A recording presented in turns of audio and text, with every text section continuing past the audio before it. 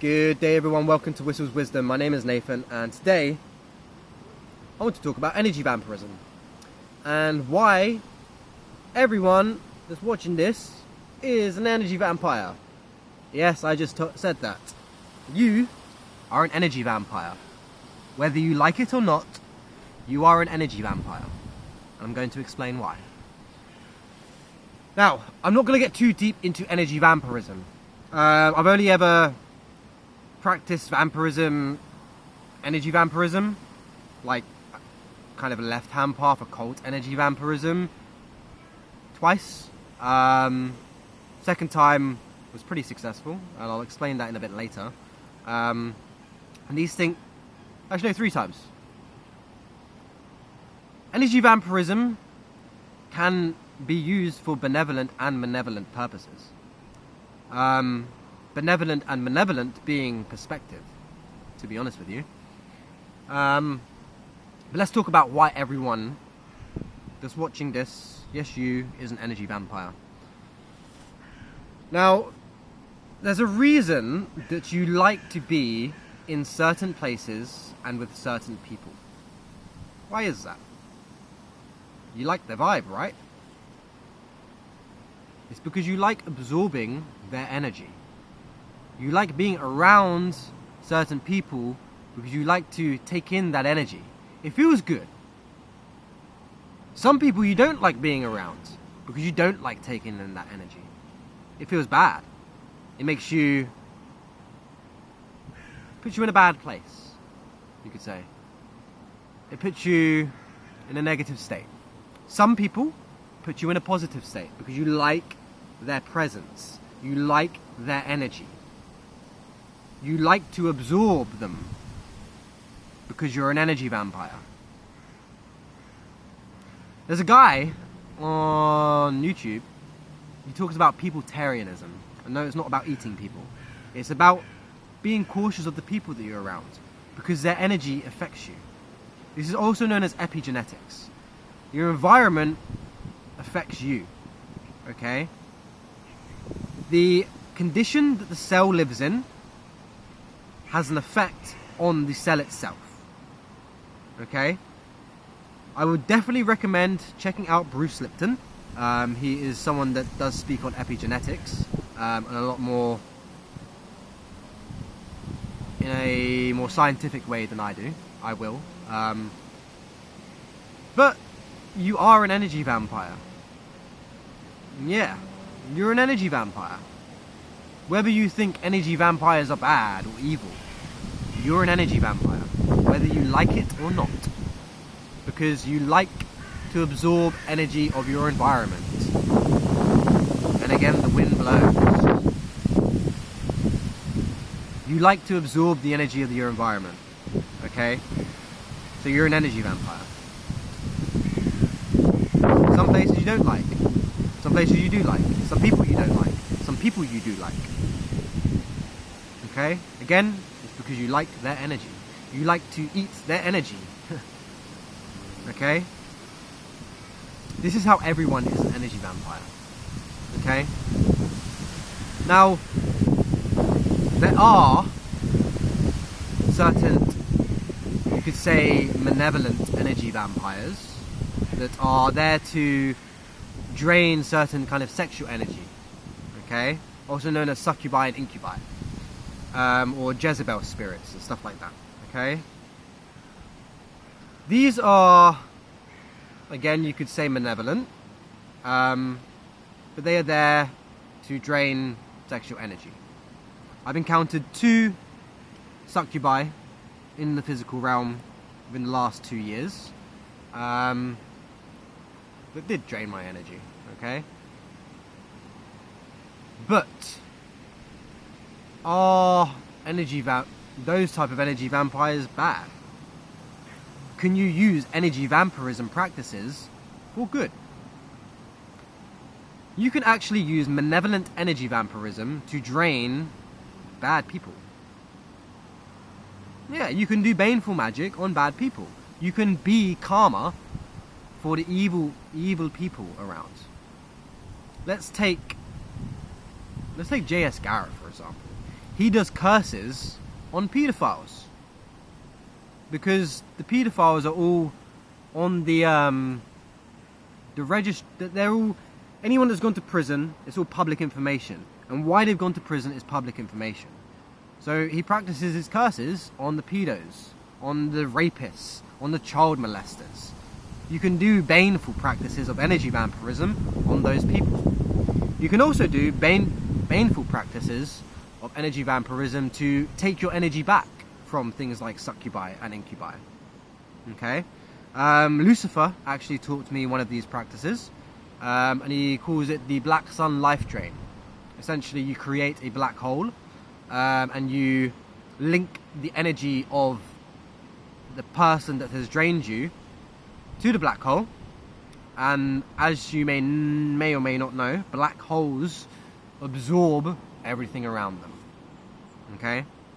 So I'm not going to go too in depth on this because it's kind of something new and taught to myself.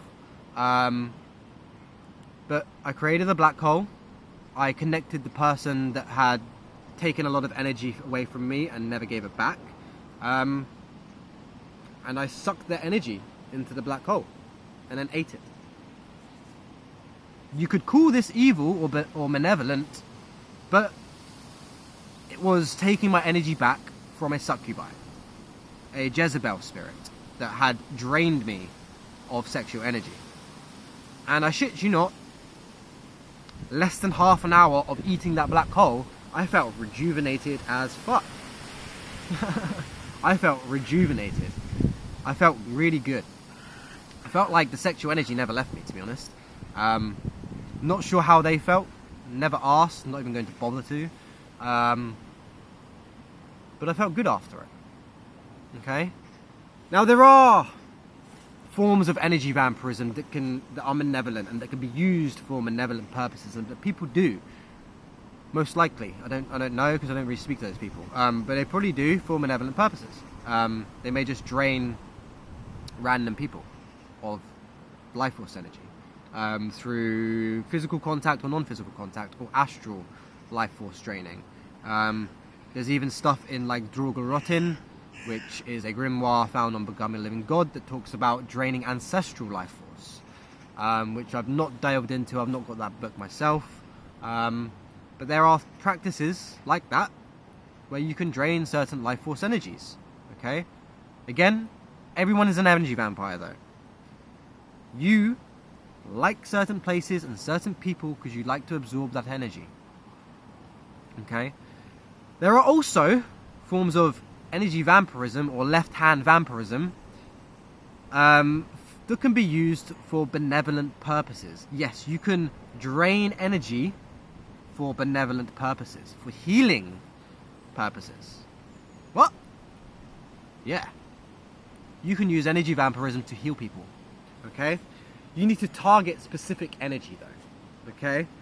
Now, you may or may not be aware of Reiki, or you may not be aware of the fact that your masculine side projects energy and your feminine side receives energy. Okay? But I tried this once on my dog, well, my brother's dog. He has been hit by a car before and typically has kind of generic pain in his hip. Okay? Now I got this idea from a TV show, actually, called Teen Wolf, where the main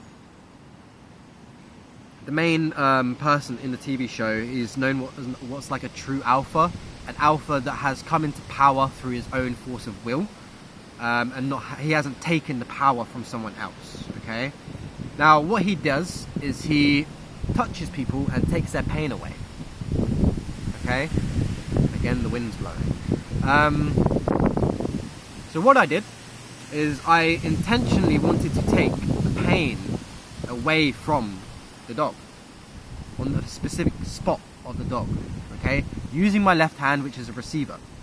Okay, I place my hand there and I focus on taking pain away. That's all I focused on. I shit you not, he looks at me with his cheeky face. He's like, I'm not going to do the dog cheeky face because I can't do a dog face, but he looks at me with his cheeky face. He starts smiling. He does this little thing where he puts like his tooth under his lip, And he starts smiling. You can tell he's happy that I was doing that. And that is a form of left hand path energy vampirism. But I wasn't targeting sexual energy or life force energy. I was targeting pain through left hand vampirism. Yeah. I took away his pain through my hand and into myself. And I transmuted it alchemically inside of me. Now this bit's a theory, but I do theorize you can do this while holding a black crystal in your right hand. What you'd need to do is take the pain from your left hand, absorb it into your left hemisphere, push it into your right hemisphere, push it back out into a black crystal, because black crystals absorb negative or dark energy. Okay, pain, you could say, is a negative energy. That's still a theory. I haven't actually tested this yet, but that's a theory that's out there for myself. So if you want to try that, and if you know how to do energy vampirism, if you want to use energy vampirism for benevolent purposes like healing, then you could attempt that for me and let me know in the comments. I may try it sometime and do a video on it. I'm not too sure yet, but I don't want to just kind of use my pets as guinea pigs, because I've already done it with the dog and the cat's not really injured, so yeah, I don't really need to do it yet, but I do want to test that sometime. So yeah, the premises of this video was to talk about energy vampirism and the fact that you are an energy vampire. Okay? There are a lot of love and lighters that are energy vampires that go against energy vampires. That are like, oh, this energy vampire is doing this energy vampire is doing that. You're getting drained by an energy vampire.